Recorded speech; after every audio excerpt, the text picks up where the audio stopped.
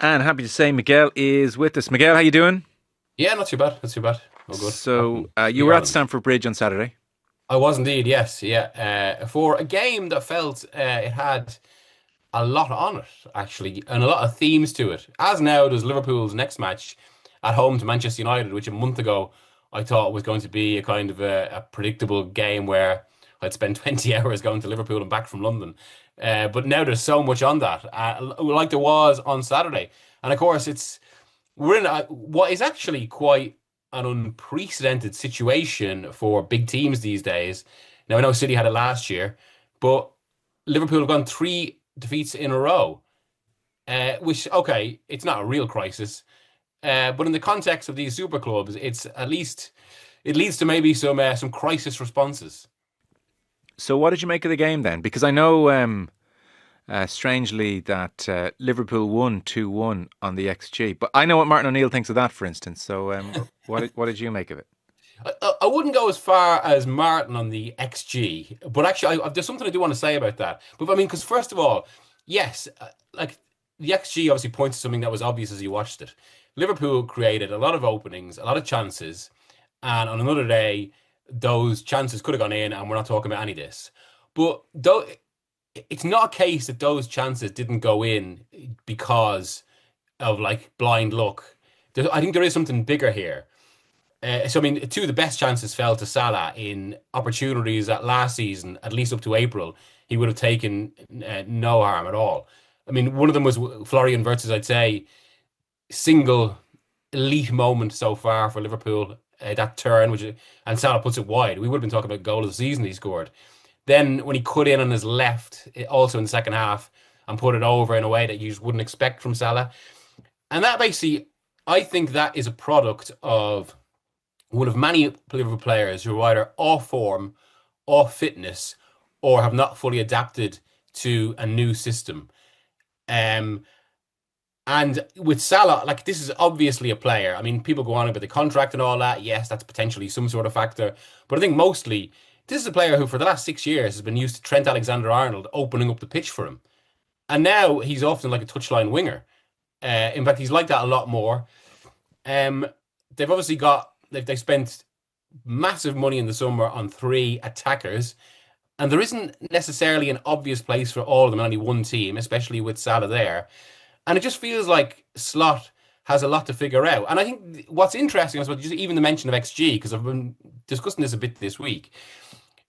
I am a believer in the data, or at least, sorry, it has an obvious use. It's a metric of something that's quite valuable. But one thing I've been thinking about a lot lately is whether XG it is more it tells you more in the way football has been played for the last 15 years, which is essentially how Slot would have idealized it, which is basically the Pep Guardiola way that you take the ball, you use the ball, you impose yourself in a game, you dominate the ball itself, and by that you dominate territory and the opposition, obviously amplified with the pressing, and you seek to take the game to the opposition, which inevitably means creating a lot of chances around their area or a lot of openings. But because for a lot of reasons, I think most of them tied to how congested the calendar is and just a natural next step response to the Guardiola way, say, teams aren't looking to do this as much anymore. Like, look at Arsenal, say, who now, obviously they can play in a more open way, but they seek to use set pieces much more. And in that sort of context, like if you're not trying to create those chances in the way we've associated the best XG for the last few years, the metric potentially becomes a little bit less valuable just because it doesn't show intent in the same way. And I think there's elements of that in this game because obviously, I mean, okay, right, the XG also there's a bit more a classic issue here because Chelsea basically responded to going 1-0 up and didn't need to attack in the same way. I think that's part of it. That explains some of this. But even that, even the way Chelsea went 1-0 up, okay, yes, it was, a shot with a low XG in terms of it was one of the best strikes I've seen in the flesh for some time. Hmm. The way the ball just kind of almost seemed to pick up speed as it went to the top corner. But I mean, what's also remarkable at that was the amount of space that three Liverpool players gave Caicedo, not just to have a shot, but to basically delay his shot and almost kind of set himself up for even better. It was striking, and that felt a kind of the most extreme manifestation yet of a problem that Liverpool have had all season, which is allowing opposition teams to just run right through their centre. It's been very interesting to watch the new signings arrive and Slot bend here and there to accommodate them. So I suppose the most obvious point initially was the midfield balance was thrown off, owing to Wirtz's arrival. So the Gravenberch, McAllister, Szoboszlai midfield of last year, give or take, Szoboszlai comes out of that and Wirtz goes in. But then yesterday it was very much back to Gravenberch, McAllister, Szoboszlai again, and has been for other games. Wirtz obviously didn't play against Everton either. So that he started messing around with that, albeit went back to last season's one on Saturday evening. And then at right back, there's been a big change, and they've had Szoboszlai there quite a bit. Had him for the second half on Saturday. They've had Conor Bradley there quite a bit. He started on Saturday, and Frimpong less so, but there a little bit as well. And again, maybe Trent was doing a hell of a job that we didn't appreciate at the time or something. But you think of last season. We were just talking about it before you arrived.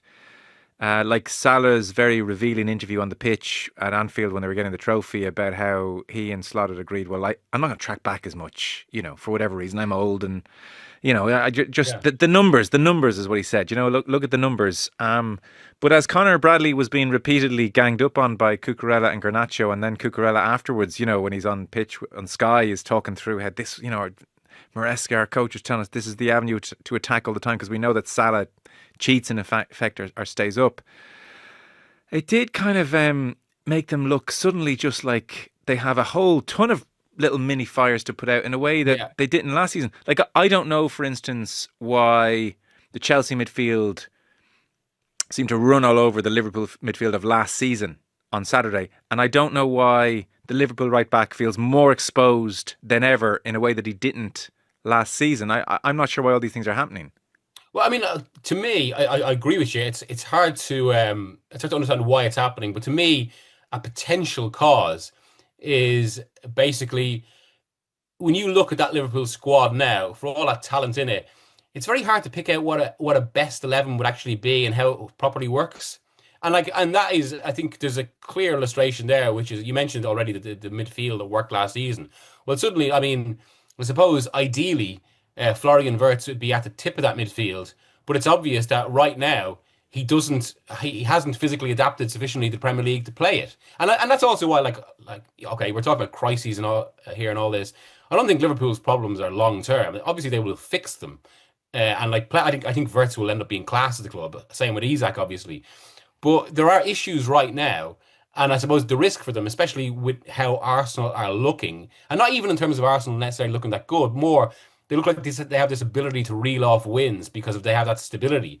And also, Arteta has such a clear idea of what his team are, which means he can make so many multiple tweaks. And he did it again at the weekend with his midfield. In contrast to Liverpool, where I'm trying to work out a team, and it's really, really hard to know what is the combination that gets the best out of the available players. And right now, Wirtz at the tip of midfield doesn't feel like it. No, and it's funny, like Ekitike settled the best, you would say, of the new signings, and yet in some ways he looks like the most likely, you're off the bench kind of for us kind of guy, even though he's played really well and looked really well.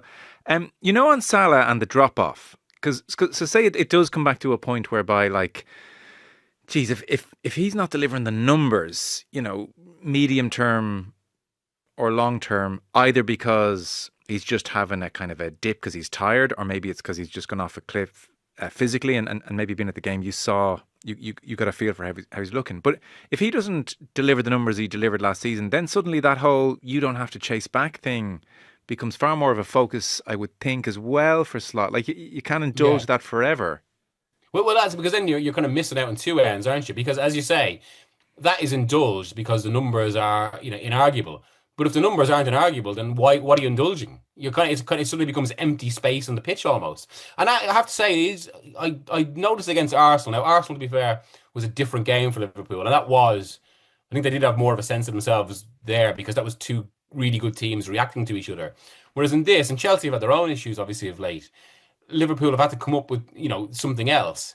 But it's still not. It's like how just how often Salah spends quite far wide on the right without cutting into the same degree.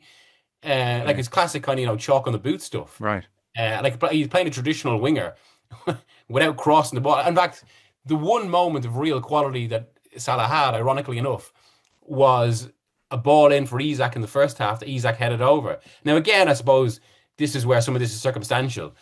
If Isak has had a full preseason, or even if it's 2 months down the line, Isak probably heads that in, Liverpool score, and it's two of their best players combining. Mm. But we're not there right now. Yeah. You mentioned that Vert's flick for Salah, which was amazing, by the way. Usually a flick like that, they do it with the side of the foot, but he caught it flush Yeah. on the heel. It was a joke how good it was. Oh, yeah, yeah. How's he looking in general play to you? I know he didn't start the game, didn't play the whole game, but when he came on. I like it really. Again, there are nice touches. You can see certain things that work somewhere. He finds himself in positions where you can see, trusts himself to do damage. Yeah. But on the whole, it just looks like a player who's been a little bit phased by how much more intense the Premier League is. Now, I know that sounds like such a cliche, stuff we've been hearing for 20 years of the Premier League, but the reality is it is now true. Look, it pays 3 billion more in wages than any other league. That speaks to, even if 3 billion doesn't exactly relate to that much more in quality, it is more quality. It's not just about the pace it's played at either. It's about the kind of the concentration and quality of all the teams. So I mean, look at Bournemouth or Palace. These are ostensibly mid-table teams, and like they're of a higher level of anyone at a similar level in Europe. In fact, there are a lot of suggestions actually that competitive balance in the Premier League this season is actually quite strong because obviously City, bar Haaland, aren't at the level they have been. Arsenal will see, and Liverpool aren't kind of. They don't look what they were last. And there's been a bit Yeah. of a crunch, which I think is encouraging for the league as well because it's a good thing for football actually. Well, it's a good thing for English football. It's not necessarily a good thing for the rest of the game. Yeah. But that clubs like Bournemouth and Palace can actually sell some of their best players and potentially get better. Yeah. It's a tricky one for Slot because obviously he needs to try and nurse his huge money signing in Verts into some kind of form and give him every chance to adapt. And even away to Crystal Palace, he put him out on the left-hand side and tried to do that, but that didn't quite work either. So I don't like. I don't know how is that going to play out for Verts. But there is a sense right now, and especially in a world where just managers can't coach in the same way. Like they can, like Guardiola actually spoke this in January in the middle of City's crisis, really. Or it was just when when they're coming out of it a little bit about how he can't play his positional game because he doesn't have the time to coach it. And like Slot has been a devotee of the same approach. And if he can't do that, and this is obviously as Slot is trying to impose a new system, well, what's the response? Well, you try and come up with different tactical configuration, and that's what Liverpool have felt like this season. It's like Slot is trying to do loads of different things to manifest like a different response. And there's one thing we should say here as well. Like, I mean, some people will probably be listening to this and scoffing a bit, thinking they're the champions. They're 1 point off top. They're still in very good position, having spent a lot of money.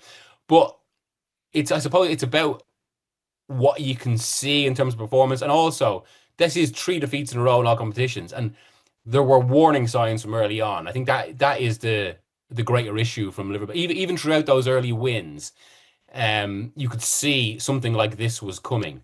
And it's also the flip side of late goals. As much as late goals are always a sign of character, they're all, if you need them, there are flaws in the team. And the flip side is then, as we've seen in the last 2 games, you can suffer late goals as well. Yeah. No, I think we all sort of just anticipate they will be there or thereabouts in this title race. It's almost fascinating to watch Slot try and figure this thing out because like I don't think it's like one big thing. I think it's everything we've mentioned. And then I would throw in the fact that like Crystal Palace away, Canate put in one of the worst performances you'll ever see. Like it was shambolic. Like that wasn't a factor at Stamford Bridge, but it was in the first of these 3 defeats. Kirkes doesn't look to be quite settling in either, Miguel. No, nor Frimpong either. And let's not forget as well. I mean, we mentioned Alexander-Arnold, but of course, Alexander-Arnold came as part of a pair. In fact, if you look at what the Klopp team were at its best, which is 2018 through to 2020, now this is a little unfair because I think that we are talking about a historically brilliant side. Yeah. Look at the point returns. But obviously, with that, Alexander-Arnold and Robertson, the key wasn't just obviously in being fullbacks. They were so important to recycling the ball. So like that, Liverpool always pressed you in. So like that's just one aspect of the team that's been taken away, and it's not just two players adapting. It's two players adapting to particularly important roles as the manager tries to fix everything else around them. So yeah, I think you are right. And look, there is one thing we haven't said in all of this, and it's a difficult one to discuss for obvious reasons. Like the tragedy of Diogo Jota, it's obviously more, like we're talking about something beyond football, but it's also a reality. It will have a football effect because we're talking about players going through grieving. And the strange thing there, I suppose, is, as someone said to me over the last few days, actually, it's one of those things where no one can really talk about it until the players themselves talk about it because they're the ones going through it. But I think it does have to be acknowledged that it's there. It's not an excuse, as some people will immediately respond, despite the same people obviously expressing deep, deep condolence when this happened, or being shocked by a tragedy. You can't just expect the effects of that to dissipate. Obviously, it's a non-football thing, but it combines with these actual football issues to just, I suppose, to point out exactly what you're talking about, which is Slot suddenly has to deal with multiple things in his squad that weren't there last season. Yeah.